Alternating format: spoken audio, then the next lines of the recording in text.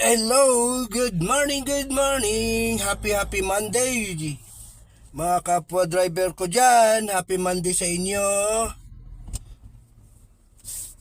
Ito na, November 3 na tayo.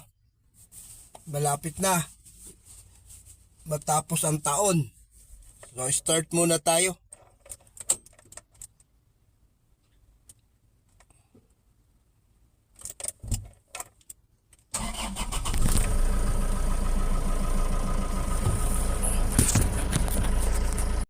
Ay, ang bilis talaga ng panahon. Ay, panahon ng taon. Matatapos na lang taon na to, 2026 na. Tapos na yung araw ng mga patay.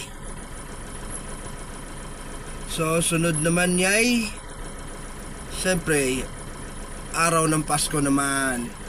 Tsaka bagong taon. Ay, atras muna tayo.